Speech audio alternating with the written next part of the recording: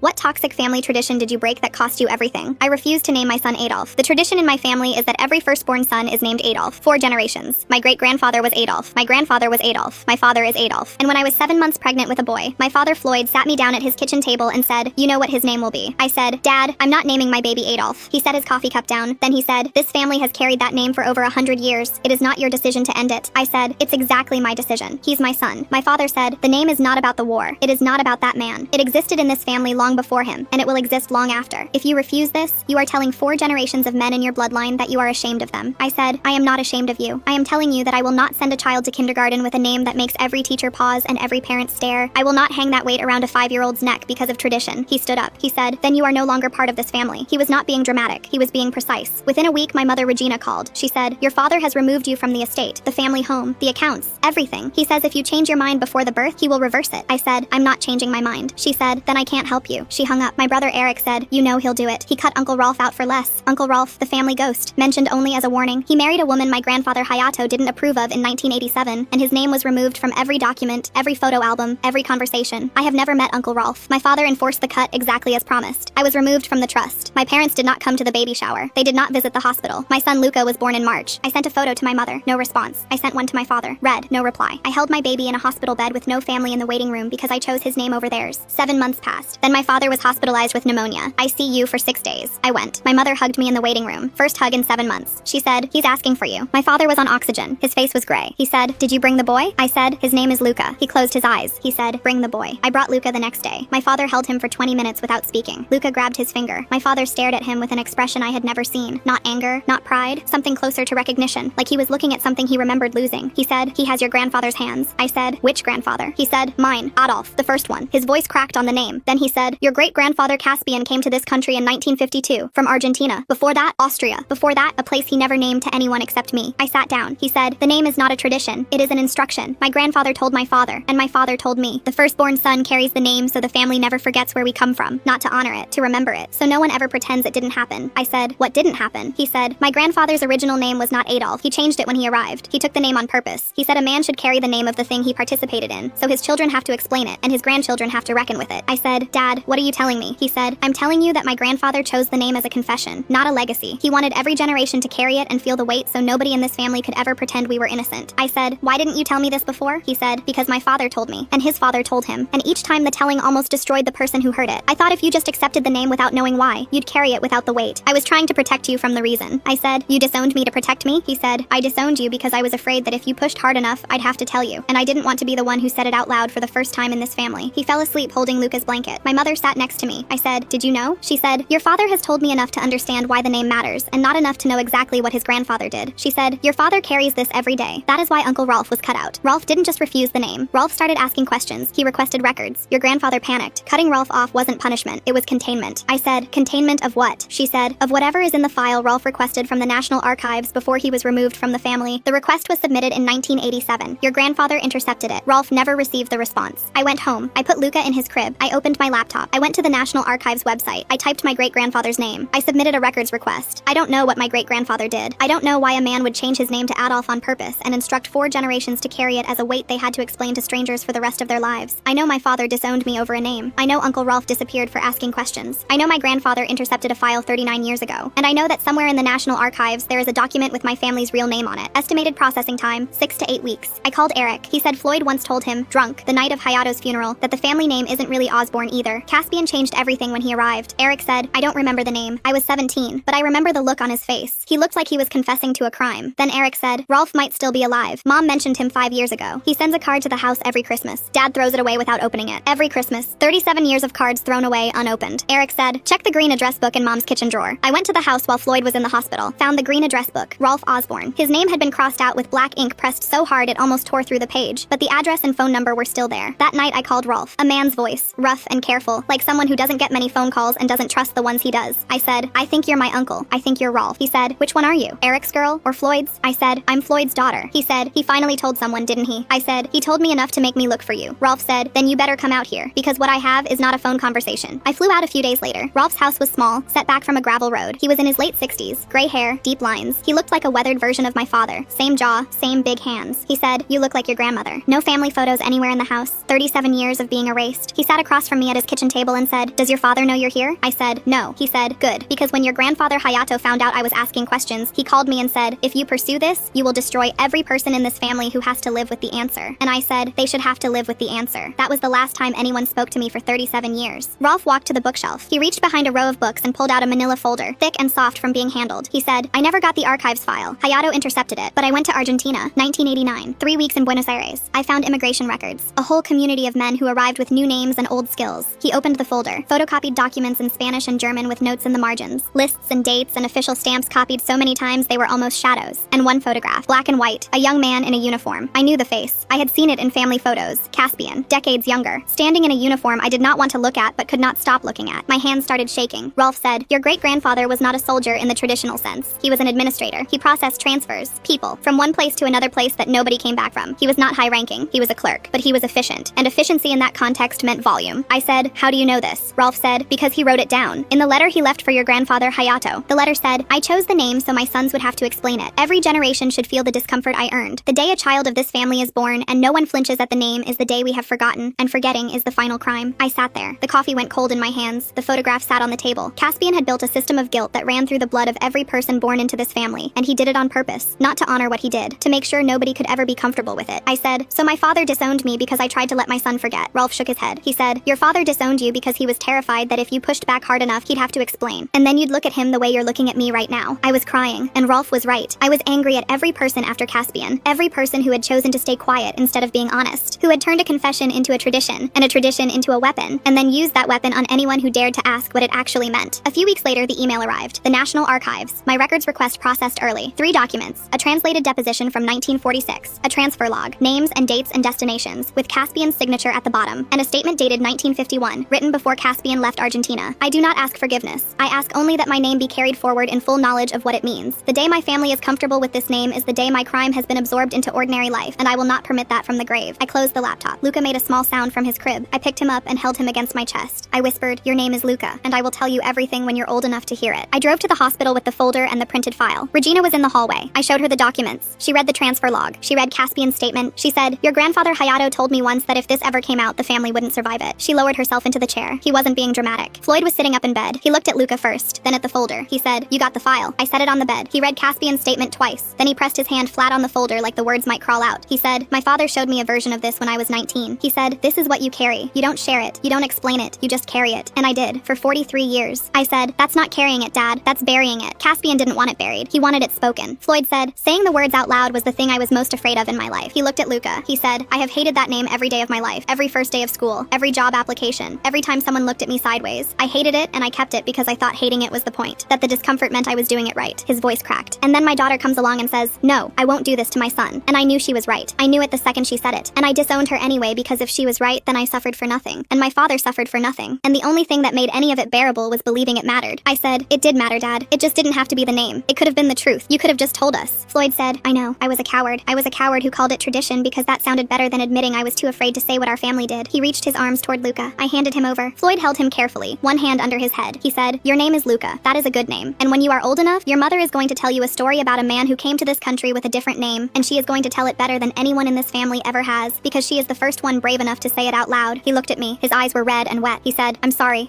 I punished you for doing the thing I should have done 30 years ago." Regina stepped into the room. She had heard everything. Floyd looked at her and said, "Call Rolf. It's time." Regina said, "Are you sure?" Floyd said, "I cut him off because my father told me to, and because I was afraid of what he knew. He was right to ask. He was right to go to Argentina. I was wrong. Call him." Regina dialed. The phone rang 3 times. Rolf picked up. 10 seconds of breathing. Then Rolf said, "Took you long enough." Floyd said, "Rolf." Rolf said, "Floyd." 37 years of silence between 2 brothers. Floyd said, "You were right. I'm sorry." Rolf said, "I know I was right, but I'm glad you finally said it." Luca will hear the full story when he's old enough. Not through a name he has to carry on every form and every first introduction. Through words, spoken clearly, by the first person in the family who refused to let silence be the only way to remember.